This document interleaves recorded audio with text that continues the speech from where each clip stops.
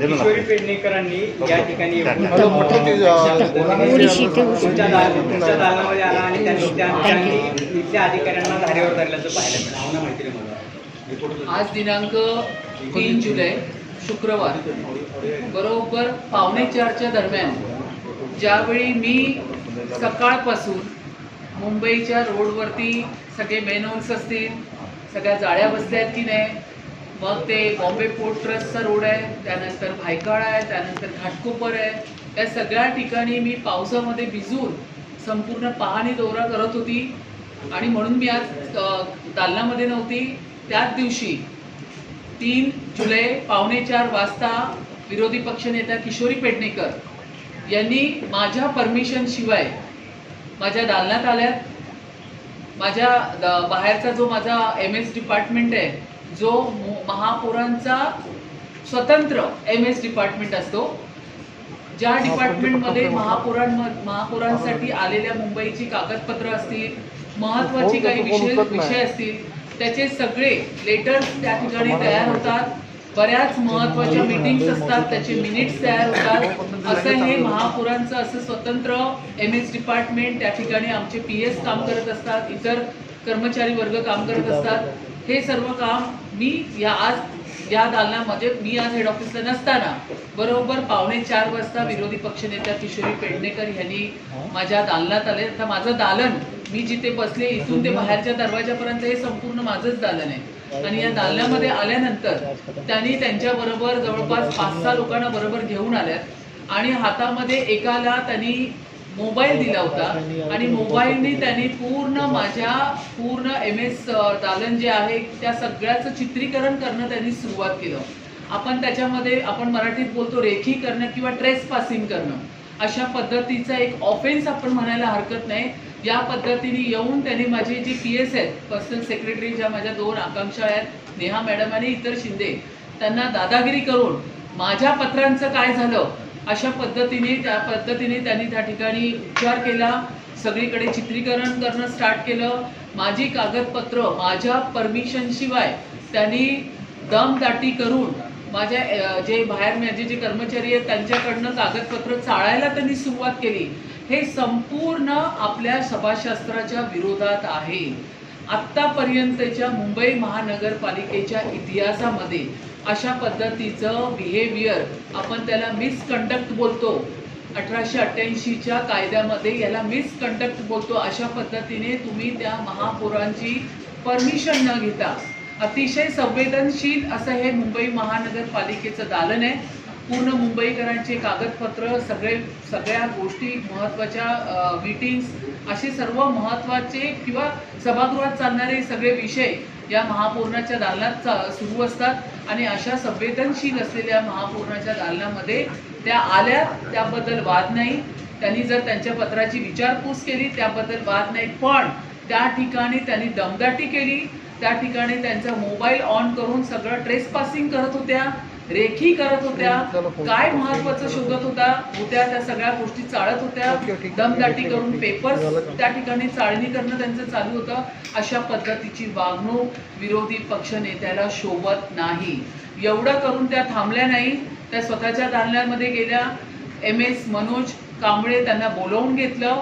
त्या ठिकाणी माझ्या दालनामध्ये मनोज कांबळेंच्या वतीने त्यांनी फोन केला आणि सांगितलं की माझे जेवढे पेपर्स आहेत, इतरही माझे महत्त्वाचे कागदपत्र त्यांनी मागवून घेतलेत, ज्याला आपण गोपनीय कागदपत्र पेपर बोलतो, महत्त्वाचे पत्र बोलतो, ते मागून त्यांनी स्वतःच्या दालनामध्ये दोन्ही PS ला बोलावून घेतलं, आकांक्षा आणि नेहा मॅडमला, आणि त्याचे फोटो त्यांनी त्या ठिकाणी काढले।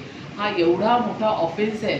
अतिशय संवेदनशील असलेल्या महापौराच्या दालनामध्ये अशा पद्धतीचं विरोधी पक्षनेत्याने जी आज वागणूक केली आहे ती मिसकंडक्ट आहे आणि म्हणूनच मी आता माझ्या लेटर हेडवरती पोलीस उपायुक्त परिमंडळ आणि वरिष्ठ पोलीस निरीक्षक आझाद मैदान पोलीस ठाणे या ठिकाणी मी माझं पत्र देते आणि अशा पद्धतीने विरोधी पक्षनेत्या किशोरी पेडणेकर यांचं हे जे वागणं आहे हे या सभाशास्त्राला अनुसरून नाही आहे आणि म्हणूनच यांच्यावरती गुन्हा दाखल करा, अशा पद्धतीचं जे पत्र आहे ते मी आज स्थानिक पोलीस स्टेशनला देते। ताई पण त्यांचं म्हणणं असं आहे की विरोधी पक्षनेत्याचं ते थेट बोलताय, ताई तुमची दिशाभूल करतात आहे। आता तर ताई माध्यमांची पण दिशाभूल करायला लागल्या आहेत. कदाचित त्यांना विसर पडलाय, त्या स्वतः माजी महापौर होत्या, त्यांना ह्या सभाशास्त्र माहिती असायला पाहिजे. बरोबर बोलल्या त्या, हे जे महापौरांचं दालन आहे लोकांचं आहे, मुंबईकरांचं आहे. पण ह्या ठिकाणी तुम्ही येऊ शकता, तुमच्या कागदपत्र त्याची विचारपूस करू शकता की मी हे दिलेले पत्र आहे, याच्यावरती मला उत्तर कधी मिळेल, आणि ते उत्तर जर तुम्हाला हवं असेल तर महापौरांना त्या संदर्भात त्या मला फोनही करू शकतात.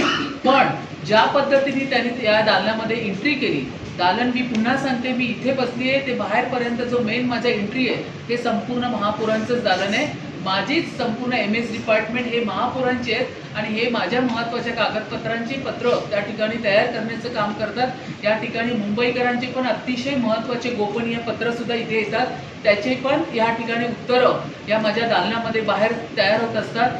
कॅमेरा ऑन करून ज्या पद्धतीने ट्रेस पासिंग करत होत्या, ज्या पद्धतीने माझ्या दालनाची रेखी करत होत्या, तो एक ऑफेन्स आहे. आणि ते किशोरीताईंनी फार मोठी चूक ही आज मुंबई महानगरपालिकेच्या विरोधी पक्षनेत्याला न शोभणारी गोष्ट त्यांनी आज केली आहे, अतिशय चुकीच्या बाबी. त्यांचं म्हणणं असं आहे की महापौर तर सकाळपासून बाहेर पावसामध्येच व्यस्त होत्या, पावसामध्ये भिजून संपूर्ण पाहणी करत होत्या. आता त्यांना सांगा, जर तुम्हाला एवढीच मुंबईकरांची तळमळ आहे तर तुम्ही आतापर्यंत ही जी तुमची पारंपरिक विषय आहे, जी नेहमी तुम्ही या ठिकाणी परंपरेनुसार कोविड पण घरातून हँडल केला, आता काय पावसाळा पण तुम्हाला विरोधी पक्षनेत्या म्हणून घरातून हँडल करायचं आहे का?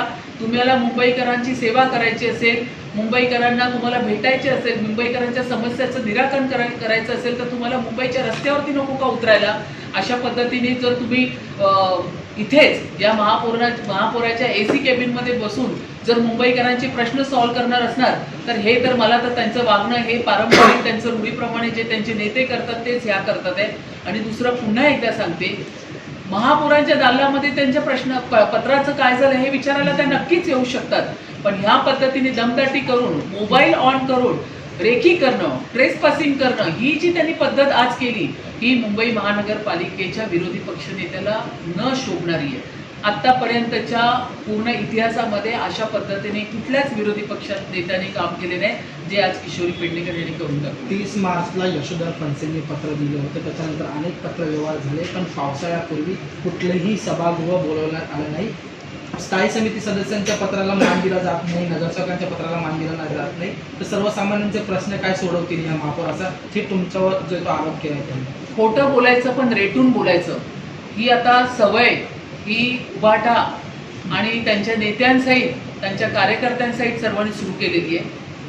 मुंबई महानगरपालिकेची आता सातत्याने मी जी आठवडाभर मिटिंग घेतली, पावसाळा सुरू होण्यापूर्वी नालेसफाईच्या बाबतीत चर्चा झाली 5 तास, त्यानंतर पिण्याच्या पाण्यासाठी चर्चा झाली 5-6 तास, रात्री 12 वाजेपर्यंत सभागृह चालवला. विरोधी पक्षनेत्या तर बोलून निघून जातात, प्रत्येक वेळा जर तुम्ही पाहिलं तर त्या निवेदन देतात, त्यांचं बोलतात, पण त्याच्यानंतर ऐकायला तर थांबत सुद्धा नाही. त्या नेहमी मला सांगतात थांबा मी 5 मिनिटात येते, असं करून त्या कायम निघून जातात.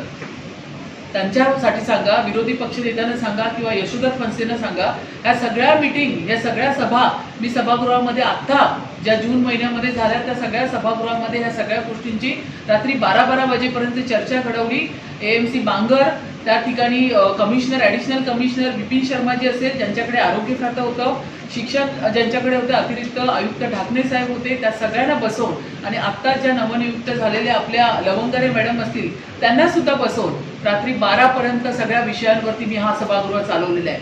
परंतु आता ह्यांच्याकडे काही मुद्दे राहिले नाही आहेत. अशा पद्धतीने काम करणाऱ्या महायुतीला या ठिकाणी महापौरांना असतील किंवा शिंदे गटाच्या सगळ्या नगरसेवकांना किंवा भारतीय जनता पक्षाच्या नगरसेवकांना अशा पद्धतीने ट्रोल करून फक्त त्यांच्या केबिनमध्ये घुसायचं. ताईंना सांगा, ही तुमची जी जुनी टॅक्टिस आहे ना उबाटाची, ही आता चालणार नाही. या पद्धतीने अशा पद्धतीने तुम्ही घुसखोरी करून, दमदाटी करून, या पद्धतीने ह्या इकडच्या सगळ्या स्टाफला घाबरवून इकडची जी गोपनीय कागदपत्र परत आपल्या केबिनमध्ये घेऊन त्याचे फोटोग्राफ्स काढणं हे काही योग्य नाही. या सगळ्या गोष्टी या ठिकाणी आता खपवून घेतल्या जाणार नाही आणि या सगळ्या गोष्टीची जबाबदारी इकडचे जे MS आहेत मनोजजी, त्यांच्यावरती मी निश्चित करते की त्यांनी माझ्या दालनातले गोपनीय पत्र जी मी जस्ट आजच सही करून पाठवली होती, ती पत्र माझ्या PS कडनं त्यांनी त्यांच्या दालनामध्ये कशी मागवून घेतली याचं उत्तर पण मी MS कडनं घेणार आहे. का जी ती विरोधी पक्षातले सगळेच जण करतात? मी काल त्या ठिकाणी पोचले. मी कालच सांगितलं होतं की माझी मामी 90 वर्षाची आहे, ती आजारी होती, ती सिरियस आहे, तिला बघण्यासाठी मी पनवेलला गेली. मी फक्त बघून तशीच गाडी रिटर्न केली. जेव्हा मला कळालं 11 सव्वा 11च्या दरम्यान एक व्यक्ती मॅन्युअलमध्ये पडलाय, मी ती गाडी रिटर्न करून डायरेक्ट मी लोकेशनवर पोचले. मी त्या कुटुंबियांना पण भेटले, मी त्या सगळ्या गोष्टीची शहानिशा पण केली आणि माझं फोनो गाडीमध्ये कंटिन्यू सगळ्या प्रसारमाध्यमांबरोबर चालू होतं. प्रत्येकाला मी उत्तर देत होती. ऑन द स्पॉट आम्ही वॉर्ड ऑफिसर सहित 4 जणांना त्या ठिकाणी निलंबित केलं आणि त्या मृत व्यक्तीच्या कुटुंबियाला 10 लाखाची मदत सुद्धा मी तिथे जाऊन जाहीर केलेली आहे. तुमच्या सूचनेनुसार अनेक अधिकाऱ्यांचं निलंबन तुमच्या सूचनेनुसार झालेलं आहे. कालच्या प्रकरणानंतर पण निलंबनाची कारवाई झाली, पण आज ढाकणे सर असं म्हणतात की या मॅन्युअलचं काम करण्याचं कुठलंही कंत्राट नव्हतं किंवा कुठलीही पत्रक काढलं गेलं नव्हतं, तरीही काम केलं गेलं. नाही, हा चौकशीचा भाग आहे. या ठिकाणी बिपिन शर्मा यांची एक चौकशी समिती आपण नेमलेली आहे. 3-4 दिवसामध्ये त्याचा संपूर्ण अहवाल येईल. अहवाल आल्यावरती तो तुमच्यापर्यंत सादर केला ताई, कालची घटना ताजी असतानाच आज मुंबई शहरामध्ये 4000 पेक्षा सातत्याने पत्रव्यवहार करून देखील प्रशासन आणि सत्ताधारी जागा झाले नाहीये, म्हणून मी या दालनामध्ये आलो. तसे एकूणच किशोर पेडणेकर आम्ही पण तेवढे संवेदनशील आहोत. या ठिकाणी आतापर्यंतच्या ह्याच्यात ताईंना सांगा, पहिल्यांदा जर तुम्हाला मुंबईची एवढीच काळजी असेल तर ह्या AC दालनामध्ये बसणं बंद करा, निघा, रस्त्यावरती उतरा. आम्ही सर्व नगरसेवक, महापौर म्हणून मी असेल, उपमहापौर असतील, सगळे अध्यक्ष, सगळे कोणी इथे पालिकेत दिसत नाहीये, सगळे आम्ही मुंबईवर आहे. आज सकाळपासून मी मुंबईच्या पूर्ण रस्त्यांवरती उभी आहे. तुम्हाला एवढी कळकळ आहे तर फक्त सत्ताधाऱ्यांना कसं आपण पेचमध्ये पेचात आणायचं ह्याचा विचार करण्यापेक्षा दिवसभर आणि मग अशी काही कारणं शोधण्यापेक्षा विभागात जा, रस्त्यावरती उतरा, लोकांशी संवाद करा.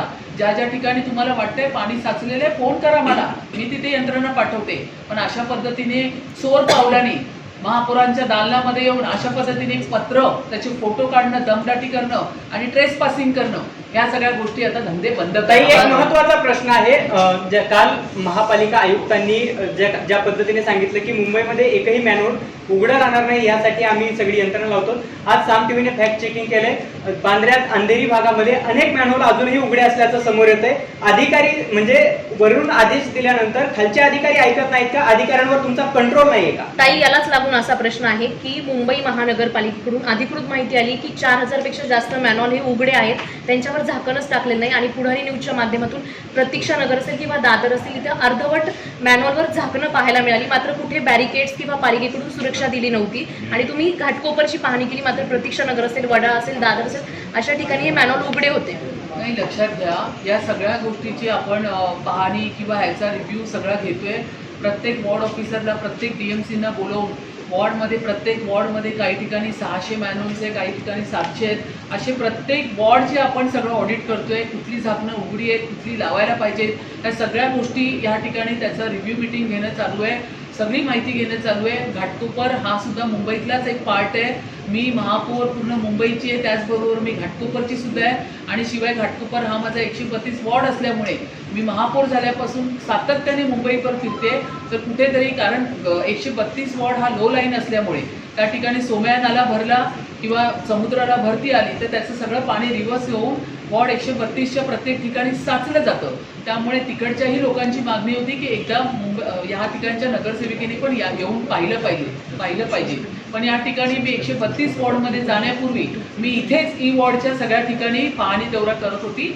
तर ह्या सगळ्या मॅन्युअल्स असतील, ह्याचं ऑडिट चालू आहे आणि त्यावरती आम्ही पूर्ण काम घटना ताजी असताना काल हितलगाला मॅडम पाहणीसाठी गेल्या होत्या आणि चेंबूरची घटना. त्याच्यानंतर हितलगाला मॅडम काल पाहणी करण्यासाठी गेल्या होत्या. त्यांच्यासोबत काही कर्मचारी सुद्धा होते आणि त्याच वेळी पुन्हा एकदा झाड पडलं आणि ते कर्मचारी ते जखमी झाले आणि त्यांना रुग्णालयात नेण्यात आले. तर झाडांचा प्रश्न आता पुन्हा एकदा आयरनर झालेला, जसं आपण म्हणतोय CC रोडमुळे त्यांची मूळ डॅमेज लोकांना पाहिजे. हो, मी आताही तेच बोलते की ज्या ज्या ठिकाणी CC रोड झालेले आहेत त्याच्या आजूबाजूची असलेली झाडं आणि त्याचबरोबर या मुंबई नगरीमध्ये गेले 40 वर्ष, 50 वर्ष, 60 वर्ष उभी असलेली झाडं, त्या सगळ्या झाडांचं ऑडिट झालं पाहिजे. त्या सगळ्या झाडांची तपासणी झाली पाहिजे. CC रोडचं काम करत असताना त्या ठिकाणी ती कमकुवत तर झाली नाही ना, त्या ठिकाणी सिमेंटचं पाणी तर गेलं नाही ना, अशा पद्धतीने सगळी पाणी वॉल फुटिंगवरती आम्ही काम करतोय.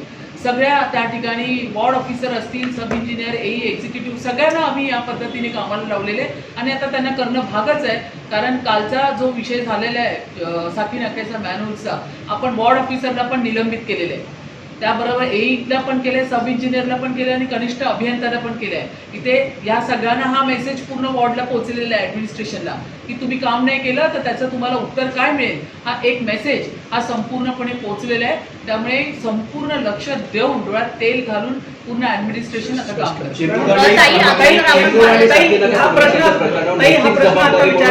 तर अशा घुसायला पण लागल्या आणि नंतर त्या स्टेटमेंट पण द्यायला लागल्या. त्यांना आता काय आहे ना, त्यांना मी बोलले ना, मी परत एकदा सांगते, उबाटाची एक परंपरा आहे. सगळं काय बोलायचं केबिनमध्ये बसून बोलायचं, घरामध्ये बसून बोलायचं. नेत्यांनी पण कोविड पूर्ण घरातच बसून चालवला. त्यांचे नेते पण घरातच बसून स्टेटमेंट देतात. त्यांनी त्यांच्या कार्यकाळात केलेला आता सगळा लेखाजोखा मला काढायला लावू नका.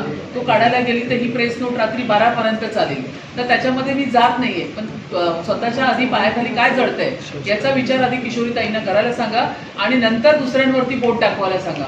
गेल्या तुमच्या कार्यकाळातला सगळा इतिहास मी काढेल ना, तर त्यावेळी कळेल की कोविडच्या खिचडीपासून तुम्ही काय काय केलेलं आहे. तर ह्या सगळ्या गोष्टींमध्ये जायचं नाहीये. पावसाळा तोंडावर आहे, मुंबईकरांची सेवा करायची आणि मुंबईकरांची सेवा करायची असेल तर केबिनमध्ये बसून बोलू नका, बाहेर रस्त्यावरती उतरा. मॅनहोल्स जिथे ओपन आहे ना तिथे जाऊन उभं राहून जर ते दाखवलं ना तर मला अधिक चांगलं वाटेल. पण इथे असं घुसखोरी करणं ना, घुसखोरीच्या विरोधात एक तर मी काम करते. बांगलादेशी घुसखोरी असतील किंवा अशी घुसखोरी असेल तर अशा घुसखोऱ्यांना काय मी इथे या ठिकाणी थारा देणार नाही. म्हणूनच हे पत्र घेऊन मी पोलीस स्टेशन. ताई, मुंबई शहरात पाणी साचू नये म्हणून पंपिंग लावण्यात आले, मात्र 600 पेक्षा जास्त शोष खड्डे देखील घेण्यात आलेले आहेत. अनेक ठिकाणी रस्ते देखील खचलेले आहेत, तरी देखील पाणी साचतंय. किंग सर्कल असेल, दादर असेल, वडा असेल. नाही, एक लक्षात घ्या, पाऊस पण फारच मोठा तीव्र पडतोय. रेड अलर्ट या ठिकाणी दिलेला आहे. मुंबईमध्ये काही ठिकाणी सखल भाग आहेत, पण त्या सखल भागामध्ये जर आपल्याला पाणी त्या ठिकाणी पंप लावून आपण त्या ठिकाणी काढण्याचं काम करतोय. काही ठिकाणी आपण जात आहे ज्या पद्धतीने आता आपण सगळं आपलं वॉर फुटिंगवर काम आहे, तर पूर्ण प्रशासन यंत्रणा, मी असं म्हणत नाही की कुठे आमचं चूक राहिलं असेल किंवा प्रशासनाचं काय राहिलं असेल, कुठे राहत सुद्धा असेल, पण जिथे दाखवलं जातं 1916 आपण नंबर जो आहे तो कार्यान्वित केलेला आहे. त्याच्यावरून जेवढे कंप्लेंट्स येतात ते कंप्लेंट्स घेऊन त्या त्या ठिकाणी पण जाण्याचं काम आपण करतो. ताई, मुंबईमध्ये 1300 किलोमीटर अंतर आहे. मैडम के साथ भी मेरी चर्चा हो गई है. ये पूरे रेड अलर्ट होने के बाद इस तरह से काम करना ठीक नहीं है. साकी नाका की जो घटना हो गई वहाँ पे उसके ऊपर ढक्कन था, लीड था, वो निकाल के जाली बिठाने का काम कर रहे थे. अगर मीडिया के माध्यम से मैंने कल देखा था कि लीड नहीं था, ओपन था तो ओपन नहीं था, वो पैक था. लेकिन अभी जितने भी है मैनुअल से उसका ऑडिट कहाँ पे वार्ड पे कितने, जैसे आज मैंने वार्ड 132 का पूरा ब्यौरा लिया. 672 टोटल मैनुअल्स है, उसके ऊपर लीड है कि नहीं. इस तरह से सभी नगर सेवक अपने अपने वार्ड का ब्यौरा ले रहे हैं, चेक कर रहे हैं मैनुअल्स के बारे में. पूरी यंत्रणा, एडमिनिस्ट्रेशन है, पूरा वार्ड है, रोड पे उतरा हुआ है, सब जन जा के मैनुअल्स चेक कर रहे हैं. यहाँ पे मैं सुबह निकली तो मैंने ई वार्ड के जितने भी बॉम्बे पोर्ट ट्रस्ट के रोड मैंने चेक किए. वहाँ पे मैंने निर्देश दिए, वहाँ के जो नाइक साहब है उनको मैंने फ़ोन करके बोला कि ये आपके अंडर आता है पूरा, तो इसके ऊपर जो ढक्कन खोले हैं तो इसके ऊपर आप ध्यान दीजिए, ऐसे निर्देश. तो ये सब काम वॉर फुटिंग पे महानगर पालिका के माध्यम से हो रहा है और हम उनके ऊपर पूरा ध्यान देंगे. विपक्ष का ये आरोप है कि मेयर को बांग्लादेशियों की ज़्यादा चिंता है, मेयर जो हैं बांग्लादेशियों पर ज़्यादा फोकस है. मुंबई की जो परेशानियां हैं उससे मेयर का दूर दूर तक कोई, ये भी कोई घुसखोरी से कम नहीं है. उनको बोला वो पहला कम करो. ताई, आप जहां हम कह रहे हैं कि मैं दिन और रात जो है काम कर रही हूँ, लेकिन कहीं ना कहीं सियासी अंकों में ये भी चर्चा है कि अंतर्गत विवाद के कारण ही कई लोग जो हैं आपको मुश्किल में डालने का काम कर रहे हैं. जैसे एग्जांपल के तौर पे आपके ही डेप्यूटी मेयर ने कहा कि जो कमिश्नर है उनको रिज़ाइन दे देना चाहिए, तो इंटरनल कोऑर्डिनेशन नहीं बैठ पा रहा है क्या? अपने अपने सब ओपिनियंस रहते हैं सभी के, उनका वो ओपिनियन होगा. लेकिन मैं मानती हूँ कि उन्होंने भी पूरी जानकारी लेना चाहिए. जो कमिश्नर मैडम, बीडे मैडम आई है, उनके आने के बाद उसी दिन से उनकी रिव्यू मीटिंग चालू है. हर चीज़ वहाँ पे कमिश्नर हो, महापौर हो, सभी नगर सेवक है, कमिश्नर, महापौर, हम लोग साथ में मीटिंग लेके हर एक डीएमसी है, वार्ड ऑफिसर है, उनको जो भी इंफॉर्मेशन जो भी वहाँ पे उन्होंने केयर लेना चाहिए बिफोर मानसून, उसके पूरे इंफॉर्मेशन हमने दिए थे। वो उनको नीचे जाके काम करना चाहिए। इस तरह से कमिश्नर मैडम ने भी अपने अपनी मीटिंग्स लेके, और नॉट ओनली मीटिंग्स, इवन वो वहाँ पे एरिया में जाके उन्होंने काफ़ी जगह पे विजिट भी की है। तो अगर डिप्यूटी मेयर ऐसे कहते तो उन्होंने पूरी जानकारी लेके स्टेटमेंट करना बतौर चाहिए। मेयर ऋतु जी ये इंश्योर कर रही है मुंबईकरों को कि अब से जो है भविष्य में मुंबईकरों की जान नहीं जाएगी, क्योंकि जिस तरीके से 3 दिन में 2 हादसे हुए, किरकिरी जो है चारों तरफ हो रही है। ऋतु जी बिल्कुल, मैं एज अ मेयर ये बहुत मतलब मैंने कंटिन्यू मेरा प्रशासन के साथ में बात चल रही है, मीडिया मैडम के साथ बात चल रही है, डायरेक्ट डीएमसी के साथ में बात कर रही हूँ कि ये जो आप सबसे इम्पोर्टेंट तो मैं ये कहना चाहूँगी कि बारिश का मौसम है, हमको केबिन में बैठ के आदेश नहीं देना है, इन्फॉर्मेशन वो एक दूसरे को देनी नहीं है, हमको बाहर उतर के काम करना है। हर एक गली, हर एक चौराहे पे जाके आप लोग जाके देखो, हर एक बिल्डिंग के अंदर भी जाके देखिए कि वहाँ पे भी क्या स्थिति है, ना पेड़ की है या मैनुअल्स की है। ये सब एज अ मेयर मैं सभी प्रशासन को निर्देश देती हूँ। मेयर करके मैं भी दे रही हूँ, डिप्यूटी मेयर करके घाड़ी साहब भी दे रहे हैं, सभी नगर सेवक भी दे रहे हैं और कमिश्नर मैडम भी दे रहे हैं। तो मैं चाहती हूँ कि इसके आगे इस तरह से घटना नहीं होनी चाहिए, इसके हम लोग पूरा उसका केयर ले रहे हैं। देखो, मैं ये बहुत गंभीरता से कहना चाहूँगी कि काम नहीं है तो मत निकलो, काम है तो ज़रूर निकलिए, लेकिन जब हम बारिश में निकलते हैं तो सावधानी से लोगों ने चलना चाहिए, ये मैं ज़रूर कहूँगी। थँक्यू थँक्यू होता त्यात पिकअप देखील एक ट्रक अडकला मी होता त्याची माहिती घेऊन सांगते। काही आपल्या महापौरपदाच्या पुढे पण खड्डे पडलेले आहेत. एवढं तर तेवढं आणि काही परिस्थिती त्याची पण आता माहिती घेऊ.